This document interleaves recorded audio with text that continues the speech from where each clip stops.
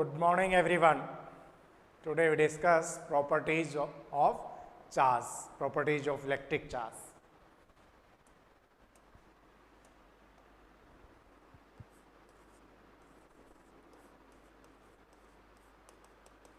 Properties of electric charge.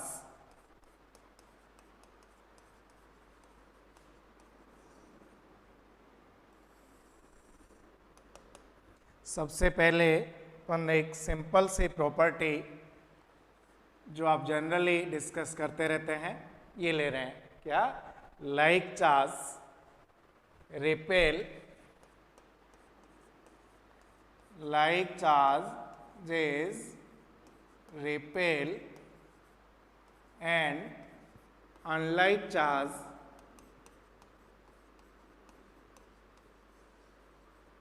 attract to each other, attract to each other. समझ गए होंगे इसमें ऐसा कुछ नहीं है. Like charge it means charge हमारे पास पॉजिटिव एंड पॉजिटिव हो सकता है, नेगेटिव एंड नेगेटिव हो सकता है. इट मीन्स जिनको हम लाइक चार्ज बोल रहे हैं, क्या बोल सकते हैं इनको? सिमिलर चार्ज भी बोल सकते हैं. सिमिलर चार्ज, सिमिलर या लाइक चार्ज से मीनिंग मेरा यहाँ पे इनके नेचर से है. दोनों का नेचर पॉजिटिव है या दोनों का नेचर नेगेटिव यानी सिमिलर है, तो इनके बीच में क्या रहेगा? रिपल्सन रहेगा. इनके बीच में रहेगा repulsion. Okay. If charges are unlike it means positive and negative हैं, पॉजिटिव एंड नेगेटिव हैं, इनको हम बोलते हैं unlike charge. Unlike charge, unlike charge का मतलब यहाँ पे क्या मीनिंग है? अपोजिट चार्ज, जिनका नेचर अपोजिट हो, तो इनके बीच में क्या रहेगा? Attraction, attraction. क्लियर? जैसे ग्रेविटेशन की बात करते थे तो ओनली एट्रैक्शन फोर्स ही था, लेकिन जब हम इलेक्ट्रोस्टैटिक्स की में जाएंगे, इलेक्ट्रोमैग्नेटिक फोर्सेस की बात करेंगे, तो यहाँ पर फोर्स में भी repulsion and attraction depends on the nature of charge. If nature of charge is similar then repulsion और nature of charge is opposite then it will be attraction. Clear? Okay. अब सेकेंड प्रॉपर्टी की बात करें.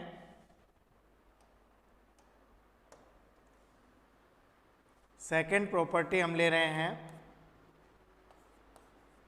Charge is additive.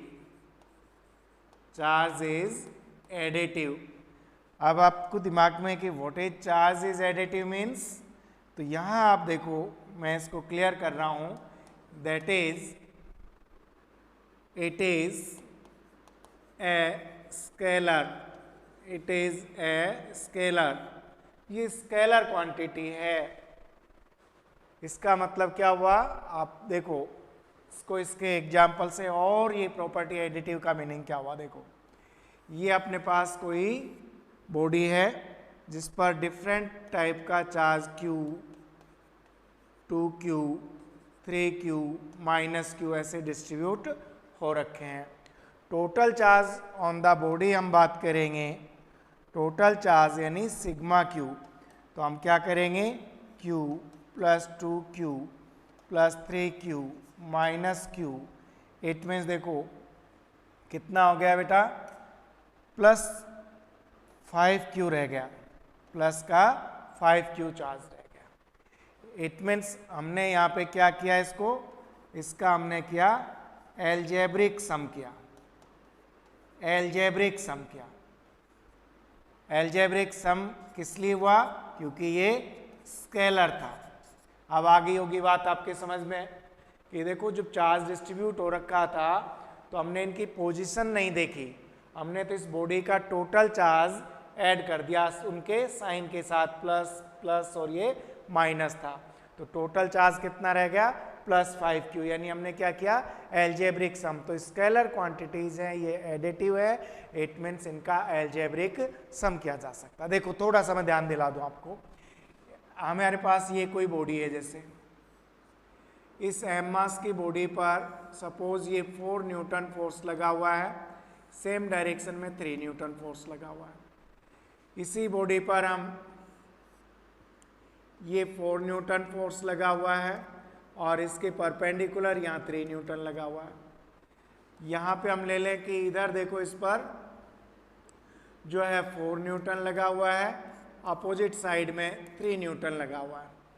तो आप तीनों situations में देखो, यहाँ दोनों सेम डायरेक्शन में थीटा 0 है, यहाँ थीटा 90 डिग्री है, यहाँ थीटा फोर्सेस के बीच में कितना है, 180 डिग्री है। तो क्या आप इनका एल्जेब्रिक सम ऐसे लिख दूं, 3 + 4 7 न्यूटन, 3 + 4 7 न्यूटन, 3 + 4 7 न्यूटन, तो क्या ये राइट होगा? तो आप बोलेंगे नहीं सर ये तो गलत हो गया। Why? That is the difference कि यहाँ चार्जेस की कोई डायरेक्शन नहीं है, स्केलर हैं, इनका हम एल्जेब्रिक सम कर सकते हैं। इसकी तो डायरेक्शन है, हमें थीटा पे यहाँ नहीं देखा कि किस एंगल पर चार्ज कौन सा रखा हुआ है, हमें एंगल की जरूरत नहीं पड़ी, पर फोर्स क्या है, वेक्टर क्वांटिटी है, तो इनका ये तरीका गलत है। तो हम क्या काम करते हैं, वेक्टर में हम निकालते हैं। तो आपके ध्यान होगा वेक्टर में रिजल्टेंट जो होता है वो थीटा पर डिपेंड करता है, p² + q² + 2pq cos theta पर डिपेंड करता है। यहाँ थीटा 0 लिखेंगे तो इनका जो रिजल्टेंट फोर्स आएगा 3 + 4 यानी 7 न्यूटन आएगा। यहाँ इनका रिजल्टेंट निकालूंगा मैं, 90 डिग्री पर है, तो 3 का स्क्वायर + 4 का स्क्वायर अंडर रूट, यानी यहाँ पे रिजल्ट आया 5 न्यूटन। यहाँ दोनों 180 पर हैं, तो इनका नेट आएगा 4 - 3 यानी 1 न्यूटन। तो इनका एल्जेब्रिक सम नहीं हुआ। वाई? एल्जेब्रिक सम क्यों नहीं हुआ भाई इनका? क्योंकि ये जो फोर्स था ये कैसा था, वेक्टर क्वांटिटी थी, ये वेक्टर क्वांटिटी थी। तो वेक्टर क्वांटिटीज में वेक्टर सम करते हैं, उनके बीच एंगल पर डिपेंड करता है, थीटा पर डिपेंड करता है, जबकि यहाँ पे ऐसा नहीं था। Is it clear? किस बात को? चार्ज इज एडिटिव, ऐड किया जा सकता है, एल्जेब्रिक सम किया जा सकता है, because charge is a scalar quantity. Vector का एल्जेब्रिक सम नहीं करते हैं, इनका वेक्टर सम करते हैं। Is it clear? चलो थर्ड पर जाते हैं अपन। थर्ड प्रॉपर्टी ले रहे हैं, charge is invariant. Charge is invariant. अब यहां फिर आपको ये परेशान करेगा, व्हाट इज इनवेरिएंट? तो मैं इसको क्लियर कर दूं, that is magnitude of charge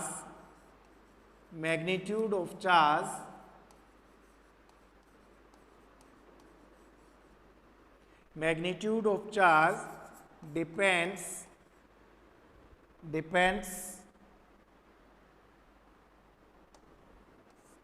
magnitude of charge doesn't depends on frame of reference।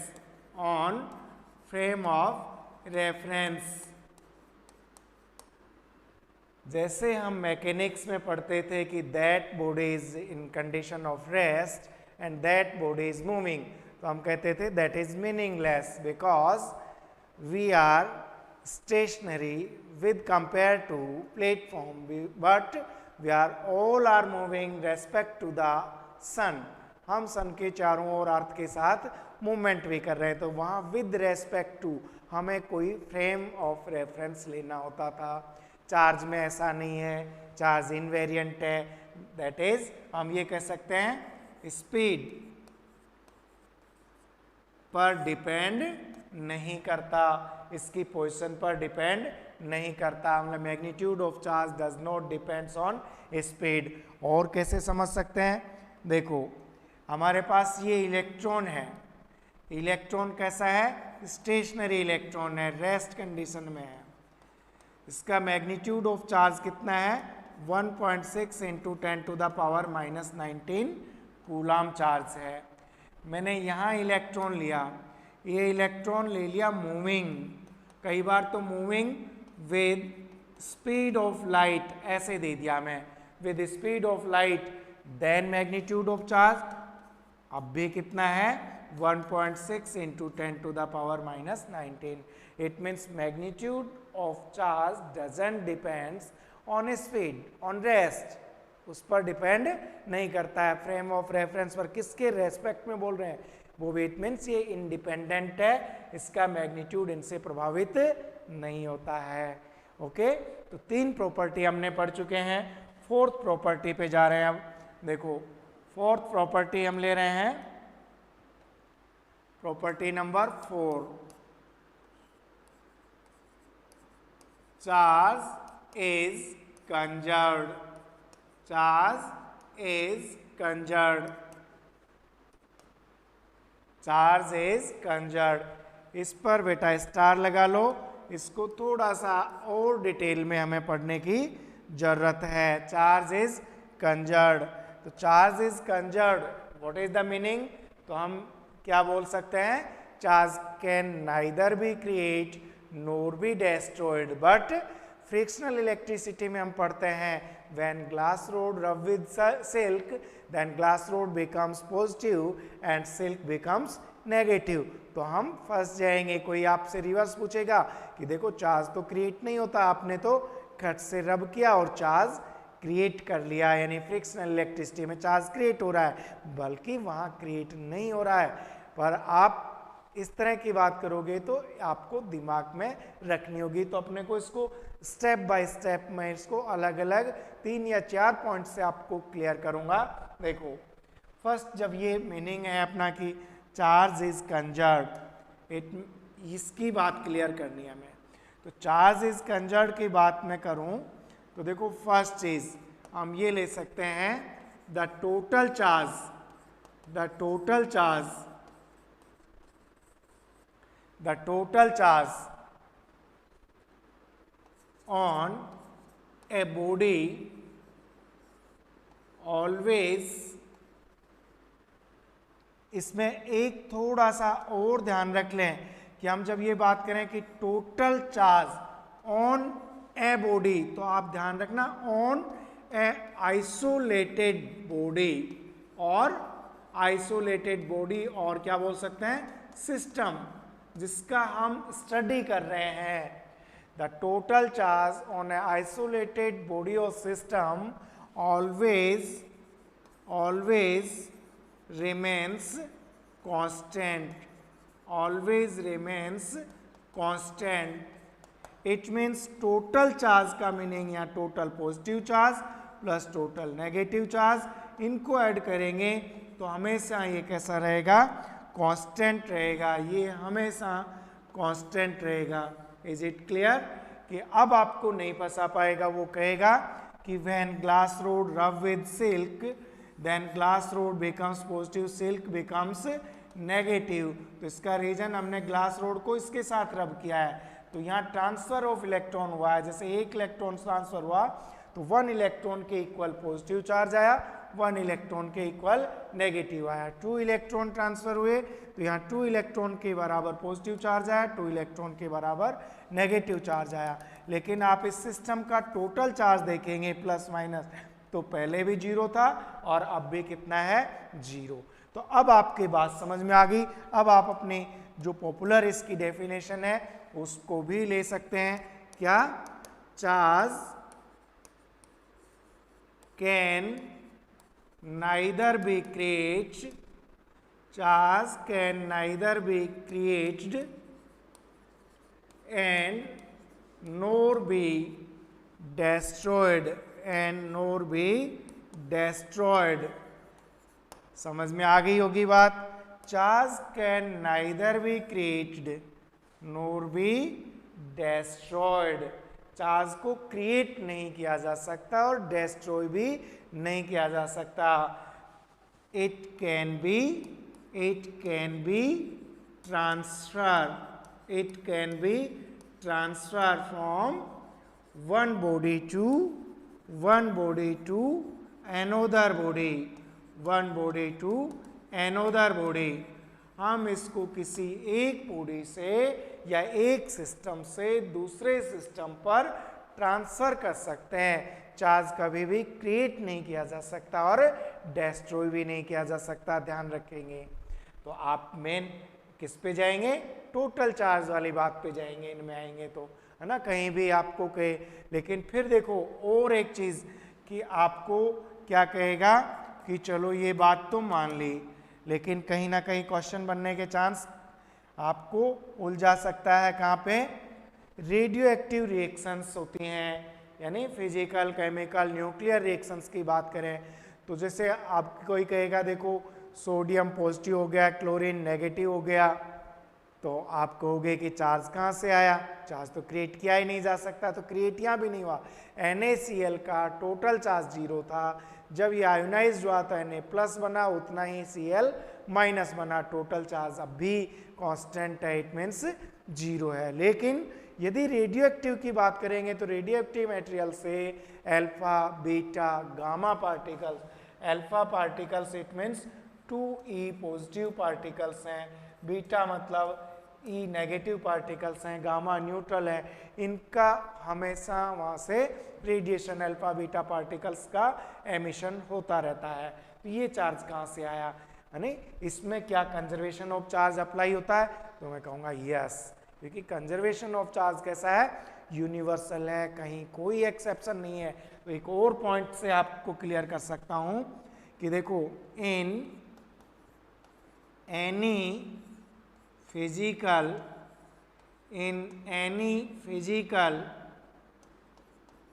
Chemical and nuclear reactions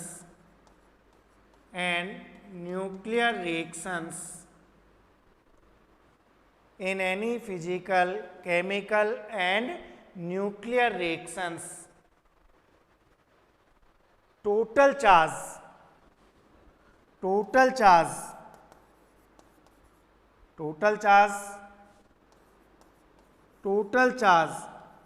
after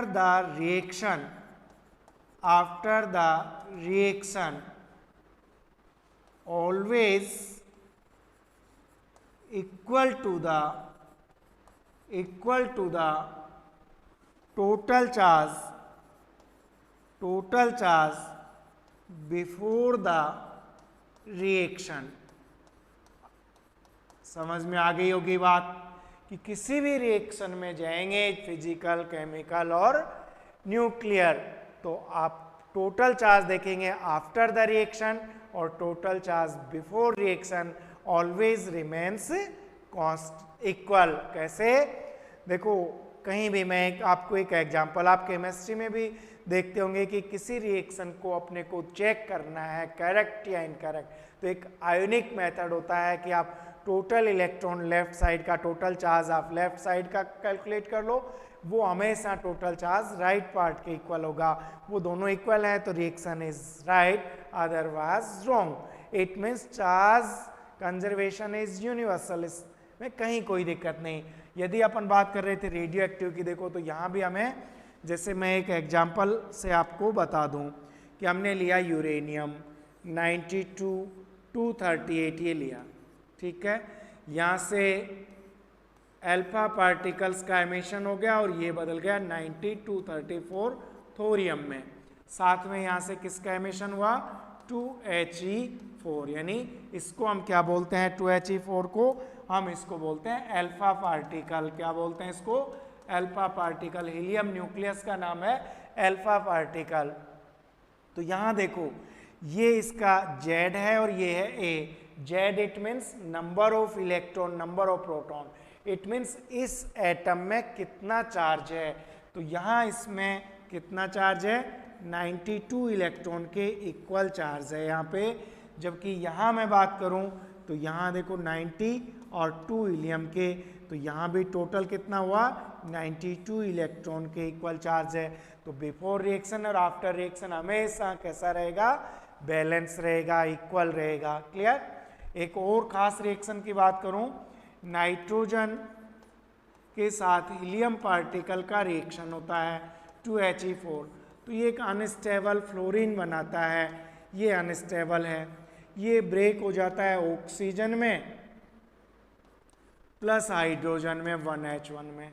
तो यहाँ हमने देखा, देखो 7 + 2, यहाँ पे टोटल 9 इलेक्ट्रॉन है, यहाँ भी देखो 9 इलेक्ट्रॉन के बराबर चार्ज है, 8 + 1, यहाँ भी 9 इलेक्ट्रॉन के बराबर एक चार्ज है।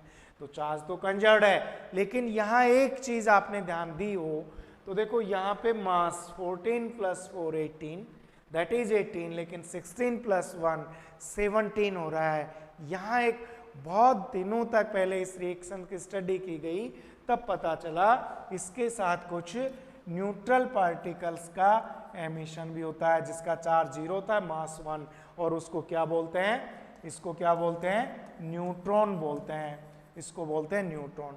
तो ये जो रिएक्शन है इसका खास इंपॉर्टेंस है भाई। किस बात के लिए खास इंपॉर्टेंस है, ये जो रिएक्शन है तो it was the first reaction, it was the first reaction, it was the first reaction by which a neutral particle neutron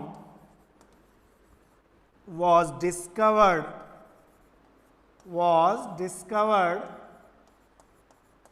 by Chadwick।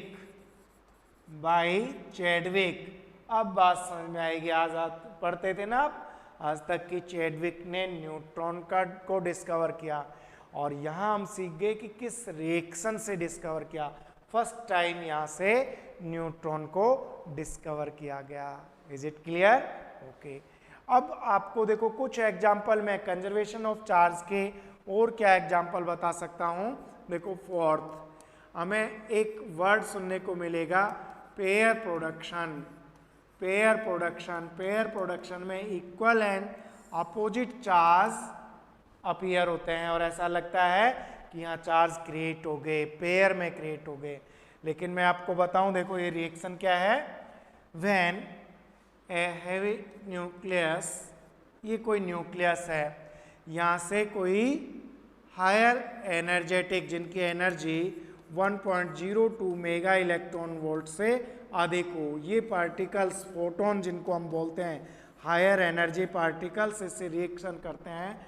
तो यहाँ से एक इलेक्ट्रॉन यानी बीटा पार्टिकल और एक पॉजिट्रॉन, इलेक्ट्रॉन एंड पॉजिट्रॉन का एमिशन होता है, पॉजिट्रॉन का एमिशन होता है। इनको क्या बोलते हैं? पेयर प्रोडक्शन बोलते हैं। लेकिन बात कंजर्वेशन ऑफ चार्ज क्या है, तो कहीं कोई प्रॉब्लम नहीं है। देखो यहाँ प्रोटॉन न्यूट्रल होता है, टोटल चार्ज 0, और यहाँ भी हम जब E- और प्लस इलेक्ट्रॉन और पॉजिट्रॉन की बात करेंगे तो टोटल फिर कैसा हो रहा है? 0। It means charge is conserved. इसमें कहीं कोई कंफ्यूजन नहीं रहना चाहिए। एक ऐसा ही रिएक्शन हम और पढ़ सकते हैं, इसको बोलते हैं pair annihilation. Pair annihilation, what is pair annihilation? जो इलेक्ट्रॉन और पॉजिट्रॉन पार्टिकल हैं ये अनस्टेबल होते हैं और ये आपस में मिलकर 2 गामा फोटोन बना लेते हैं। इनको टोटल चार्ज देखें तो पहले भी 0 था, अब भी 0 है, तो यहाँ भी चार्ज कंजर्व्ड है। कई बार क्वेश्चन में या स्टूडेंट के दिमाग में आ सकती है कि जब आपने 1 गामा फोटोन लिया तब ये यहाँ पे दोनों मर्ज हो रहे हैं, 2 गामा फोटोन। तो यहाँ पर एक बात आई थी, क्या बात आई थी? आइंस्टाइन ने बताया कि कुछ एनर्जी मास में कन्वर्ट हो सकती है और मास एनर्जी में कन्वर्ट, तो चार्ज कंजर्व रहता है लेकिन मास ओनली कंजर्व नहीं है, एनर्जी मास कंजर्व रहता है। तो आज बात समझ में आ गई। तो यहाँ कुछ पार्टिकल क्रिएट हो सकते हैं, मास से कन्वर्ट एनर्जी में हो सकते हैं और एनर्जी से मास में हो सकते हैं। तो ये था अपने पास कंजर्वेशन ऑफ चार्ज। लेकिन अब चार्ज की बजाय यदि हमें एक वर्ड दिया जाए, क्या? स्पेसिफिक चार्ज ऑफ इलेक्ट्रॉन, ये ध्यान रखना बेटा, स्पेसिफिक चार्ज ऑफ इलेक्ट्रॉन। तो इलेक्ट्रॉन एक लाइट पार्टिकल है, स्पेसिफिक चार्ज Q/m, इसको बोलते हैं स्पेसिफिक चार्ज। तो यहां देखो क्या थ्योरी है, specific charge of electron decrease with speed of electron। तो ये बिल्कुल डिफरेंट अभी अपन जो बात कर रहे थे, क्योंकि अब चार्ज की बात नहीं कर रहे, स्पेसिफिक चार्ज की बात कर रहे हैं। तो स्पेसिफिक चार्ज में चार्ज प्रभावित नहीं हो रहा, मास प्रभावित हो रहा है। चार्ज किस लिए डिक्रीज हो रहा है, decrease with speed of electron.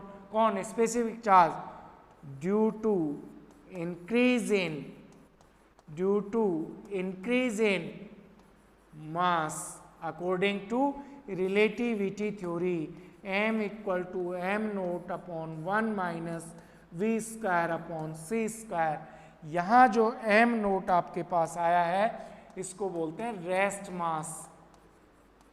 तो अब देखो यहाँ c स्पीड ऑफ लाइट और ये इस पार्टिकल का स्पीड में इंक्रीज करूंगा, तो देखो 1 माइनस, इट मीन्स ये क्वांटिटी पूरी क्या होगी, डिक्रीज, और मास क्या हो जाएगा, इंक्रीज। जब मास यहाँ से इंक्रीज होगा तो स्पेसिफिक चार्ज क्या हो रहा है भाई, डिक्रीज, Q बाई एम क्या हो रहा है, डिक्रीज हो रहा है। तो आप समझ गए होंगे स्पेसिफिक चार्ज को आप अलग से स्पेसिफिक तरीके से ध्यान भी रखोगे। तो ये प्रॉपर्टीज ऑफ चार्ज में अपन ने क्या पढ़ा, कंजर्वेशन ऑफ चार्ज पढ़ा। और अब एक और इम्पोर्टेंट प्रॉपर्टी की बात करने जा रहा हूं मैं, 5 इस पे भी स्टार लगा लो, क्या, charge is quantized, charge is quantized।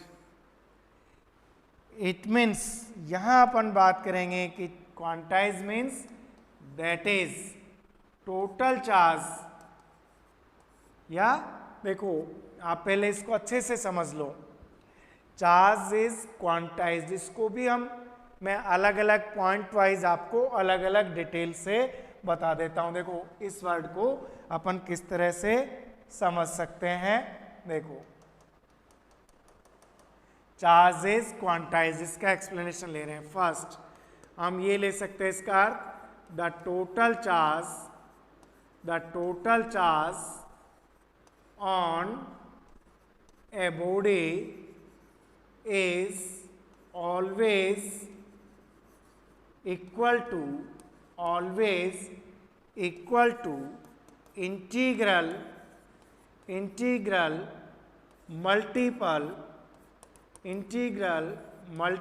of electronic charge Q equal to plus minus n e। अरे कुछ नहीं लिखा मैंने, देखो ये जो लैंग्वेज लिखी मैंने ये लिखा है, Q means total charge, n means 1 2 3 integer number. It means मैंने क्या लिखा, देखो total charge of a body always integral multiple of electronic charge n times of e, और n क्या है, इंटीजर है। तो अब देखो total charge on a body is always equal to integral multiple of electronic charge. समझ में आ गई होगी। ऐसे नहीं समझ में आए कि व्हाट इज क्वांटाइज्ड, तो पहले आप इस वर्ड मीनिंग को क्लियर करता हूं मैं। देखो एक और पॉइंट से, दोज फिजिकल क्वांटिटीज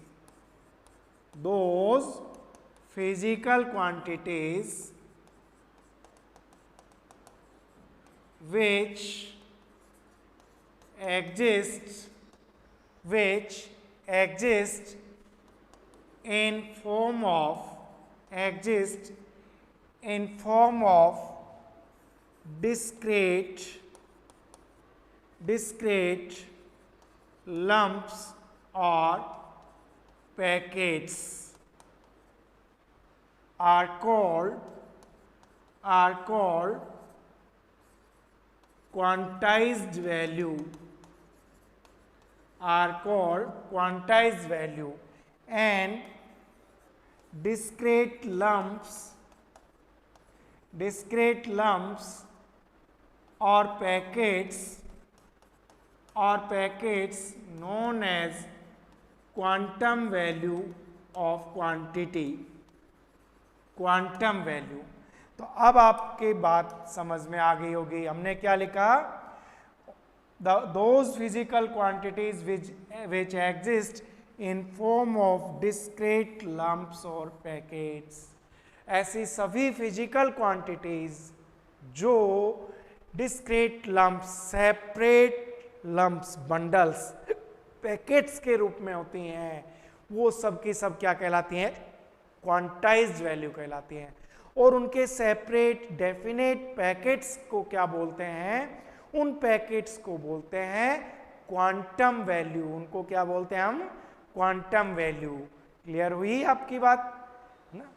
तो अब देखो और एक चीज मैं आपको बताऊं कि अभी भी नहीं समझ में आ रही था, कि आपके पास देखो कुछ बॉल कलेक्ट करनी है, गेंद कलेक्ट करनी है, तो आप कितना गेंद उठा सकते हो, मिनिमम 1, मिनिमम 2, मिनिमम 3, मिनिमम 4, ऐसे इंटीजर में उठा सकते। ऐसा नहीं एक बार में गेंद का 1/4 पार्ट उठा लिया, फिर 2-3 पार्ट उठा लिया, फ्रैक्शन में नहीं ले सकते हो। Is it clear? It means ball is quantized physical quantity. यदि हमें कोई पाउडर, डस्ट लेना होता तो हम कितना भी ले सकते, कोई मिनिमम डिसाइडेड पैकेट नहीं है, तो वो क्वांटम वैल्यू नहीं है। ऐसे नहीं समझे? आपको मैं 10 रुपीज़ देता हूँ, 10 रुपीज़ का 2 पीस करके मैं दे दूँ कि ये बेटा आप रखो और ये रखो, दोनों चॉकलेट ले लेना और एंजॉय करो। तो 10 रुपीज़ के 2 पीस किए तो 5 + 5 नहीं हुए, क्या हो गया, 0, बिकॉज उस पेपर का एक मिनिमम डिसाइडेड वैल्यू था, उस पेपर का मिनिमम डिसाइडेड एक पैकेट था जिसका 10 रुपीज़ था, आपने उसका कोई भी पार्ट पीस कर दिया तो अब वो क्या हो गया, 0, बिकॉज रुपीज़ इज क्वांटाइज्ड। और दूसरा तरीका ये था, मैं 10 रुपीज़ का चॉकलेट लेके आता और चॉकलेट के पीस करके आपको दे देता, तो दोनों पीस में बरोबर टेस्ट जाता, और भी पीस करते उनमें भी बरोबर जाता। It means chocolate taste is non quantize, वो क्वांटाइज नहीं है, रुपीज इज क्वांटाइज। अब बात समझ में आ गई होगी। और अब इसको सिंपल लैंग्वेज में मैं लिखूं तो यूं भी लिख सकता हूं, those physical quantities, those physical quantities, those physical quantities which have minimum decided value, minimum decided value known as quantized value, and that minimum decided value is known as quantum value, and that minimum decided value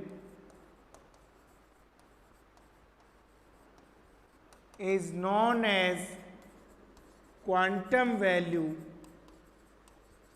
of related physical quantity, उसको हम बोलेंगे quantum value of related physical quantity. Is it clear?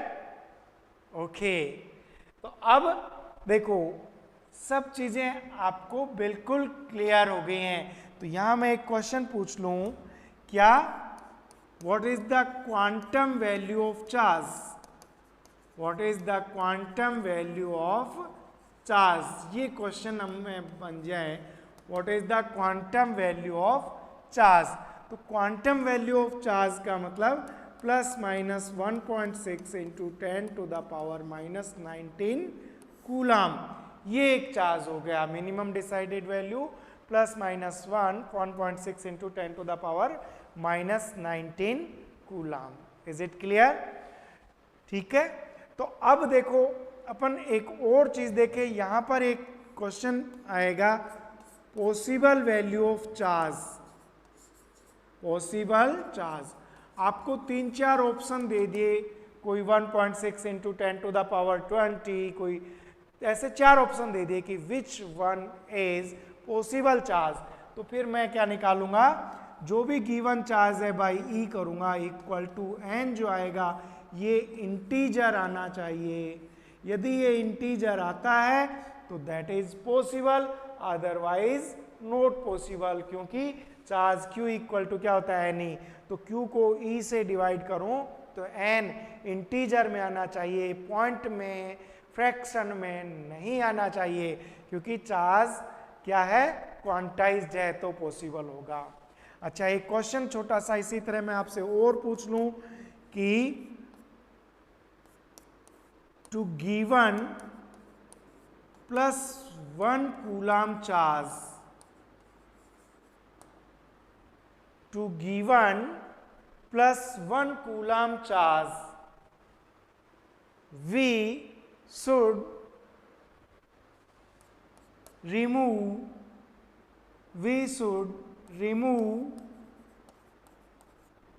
1.6 into 10 to the power -19 electron। Second option दिया we should remove 6.25 into 10 to the power 18 electron. Third option दिया मैं we should add 1.6 into 10 to the power -19 electron. और fourth option दिया we should remove 6.25 into 10 to the power 18 electron. तो कौन सा answer choose करोगे बेटा, जल्दी क्विक, कि हमें किसी बॉडी को +1 कूलम चार्ज देना है। तो सबसे पहले तो प्लस साइन है, और तो प्लस साइन का मीनिंग क्या है, प्लस कब आएगा, जब किसी बॉडी से हम इलेक्ट्रॉन को रिमूव करेंगे, माइनस कब आएगा, जब ऐड करेंगे। तो बेटा ऐड वाले ऑप्शन तो आप हटा ही दो। फिर अब रिमूव के 3 ऑप्शन हो गए हमारे पास कि कौन सा करें। ये सेम ऑप्शन लिख दिया क्या, ये नहीं सही है, ये अपन ने रिमूव और इसको कर लो ऐड। तो फिर ऐड वाले ऑप्शन तो वैसे ही हट जाएंगे। Is it clear. तो फिर पता कैसे लगाएं, अभी हमें पता है कि चार्ज हमेशा +- n ही होता है। तो n नंबर ऑफ इलेक्ट्रॉन निकालने हैं तो क्या कर लेंगे, q/। चार्ज कितना देना है 1 कूलम, e कितना है 1.6 इंटू -19। तो इसको अपन सोल्व करते हैं, जब आता है 6.25 into 10 to the power 18। Plus है इसका मतलब हमें रिमूव करने पड़ेंगे, प्लस है तो इसका मतलब हमें रिमूव करने पड़ेंगे कितने इलेक्ट्रॉन, ये। तो करेक्ट आंसर हो गया अपने पास सेकंड। तो ये किससे पॉसिबल हुआ, चार्ज इज क्वांटाइज्ड। हमें एक क्वेश्चन इस तरह से पूछा जाए, total charge, find the total charge in 250 gram of water, find the total charge in 250 gram of water. हमें इसमें वाटर में, वाटर का मतलब H2O में है, और H2O का मतलब देखो कितना हो गया, इसका H2O का 2 + 16, यानी इसका वेट एटॉमिक मास कितना हो गया 18 ग्राम। तो देखो इसके 18 ग्राम में जो नंबर ऑफ मॉलिक्यूल्स रहेंगे वो रहेंगे 6.023 इंटू 10 टू द पावर 23, यानी इक्वल टू एवोगैड्रो नंबर। पर ग्राम कितने रहेंगे, अपॉन 18। तो पर ग्राम में नंबर ऑफ मॉलिक्यूल्स कितने रहेंगे, इतने। अब देखो H2O कितने मॉलिक्यूल हैं, 2 हाइड्रोजन के हैं, 2 मॉलिक्यूल तो 2 एटम तो किसके हैं इसमें, हाइड्रोजन के हैं। और 8 किसके हैं भाई, देखो H2O तो 2 मॉलिक्यूल हाइड्रोजन और हाइड्रोजन के हैं, और ऑक्सीजन तो यानी H2O 2 इलेक्ट्रॉन तो इसमें रहते हैं, ऑक्सीजन में नंबर ऑफ इलेक्ट्रॉन कितने रहते हैं, 8 रहते हैं। तो देखो टोटल नंबर ऑफ इलेक्ट्रॉन, क्योंकि चार्ज किससे जुड़ा हुआ है, चार्ज जुड़ा हुआ है अपने पास किससे, इलेक्ट्रॉन से। तो देखो मैं अब इसके बाद निकालना चाहूं total number of electron, total number of electron की कितने इलेक्ट्रॉन इसमें है, तो n equal to 6.023 into 10 to the power 23 upon 80। ये क्या है, total number of molecules, into पर मोलिक्यूल कितने इलेक्ट्रॉन है 10, नंबर ऑफ इलेक्ट्रॉन आ गया। हम इसको n को सोल्व कर लेंगे यहाँ से, तो हमारे पास क्या आएगा, ये नंबर ऑफ इलेक्ट्रॉन्स आएगा। क्या आ जाएगा, ये नंबर ऑफ इलेक्ट्रॉन्स आ जाएगा ये अपने पास। और ये वैल्यू जो आती है ये आपके पास आ जाएगा 8.36 into 10 to the power 25 electrons. लेकिन क्वेश्चन था कि total find the total charge into 50 gram, तो फिर charge is quantize, total charge should be Q equal to Ne, और नंबर ऑफ मॉलिक्यूल अपने पास 8.36 into 10 to the power 25, E का मतलब 1.6 इंटू 10 टू द पावर -19, तो ये अपने पास 1.34 into 10 to the power 7 coulomb charge यहाँ पे हमें मिल गया कि इतना चार्ज इसके पास है। तो हमने पहले नंबर ऑफ मॉलिक्यूल्स निकाले, फिर 1 मॉलिक्यूल में 10 इलेक्ट्रॉन, तो इलेक्ट्रॉन से मल्टीप्लाई किया, नंबर ऑफ इलेक्ट्रॉन आ गए, Q इक्वल टू Ne। तो कब पॉसिबल हुआ बेटा, ये तब पॉसिबल हुआ जब चार्ज कैसा था, क्वांटाइज था। चार्ज कैसा था, क्वांटाइज था। अब देखो हमें यदि एक क्वेश्चन ऐसे पूछ लिया जाए कि फाइंड द, देखो टाइम हमें ये दे दिया जाए, इफ